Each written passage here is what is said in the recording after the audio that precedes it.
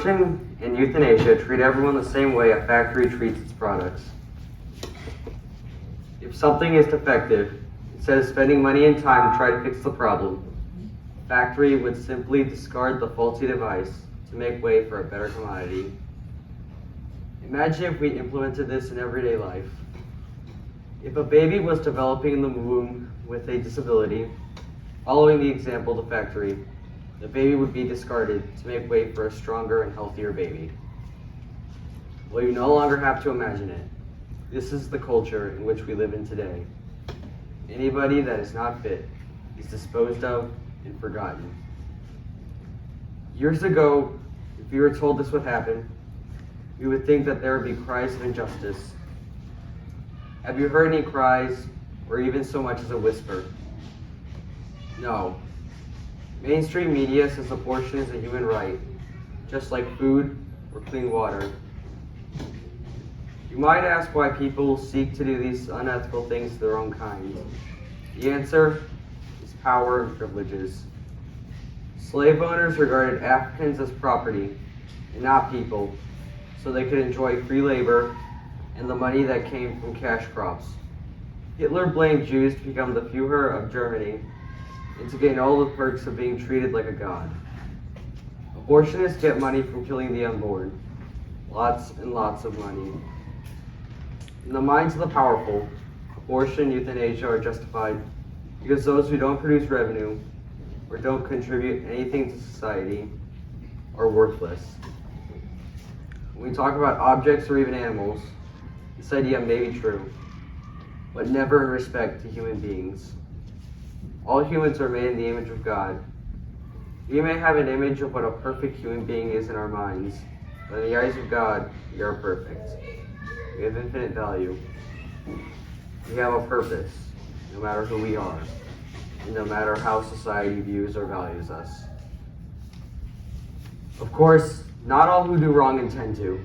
For example, the Hitler Youth were brainwashed into thinking Jews were a disease and that they needed to be eradicated. Just like abortion providers, many times feel that they are helping women in crisis pregnancies by eliminating their problem. Many supporters of euthanasia feel that this practice helps end the suffering of the elderly and terminally ill.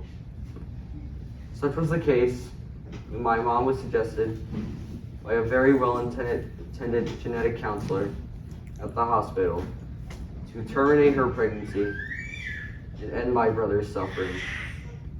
Jacob was my brother inside the womb. He had a congenital condition where his spine was not developing right. And his organs were not where they were supposed to be. Death was unavoidable, even with modern medicine. The doctors told my parents that they should pull the plug.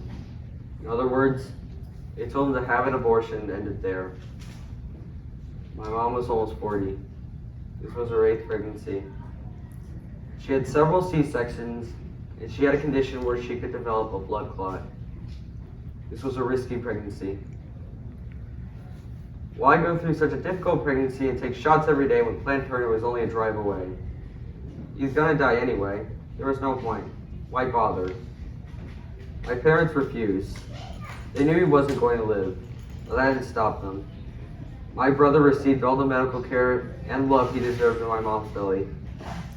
He was ill, and he was going to die. But he was valuable, he had a purpose. He was not a disposable object. On August 20th, 2019, Jacob was born, but died the day before, at 19 weeks and 5 days of pregnancy. When he was born, he was as big as 2 hands cupped together. His feet were smaller than a thumb, each with 5 toes. Everyone was given the chance to hold him. Throughout the years, we've had 5 miscarriages. When each baby was mourned at a funeral, it was buried just like any other human being, with infinite value. Never once were they a clump of cells, just a fetus, an embryo, or disposable objects. Their names were Rachel, Pablo, Jacob, and Zelly. They are loved and always will be.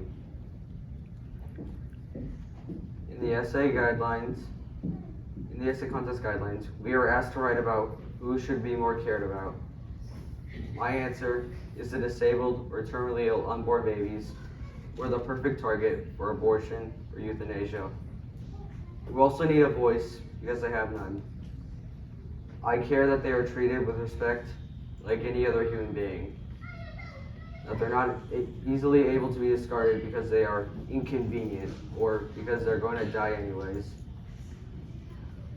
Even though Jacob's life was small, he had an impact on my family that will last for generations.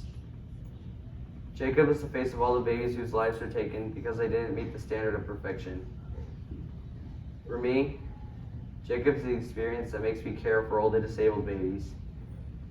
He's the reason why I care for all lives, born and unborn, able and disabled. Every and all lives were created in the image of God.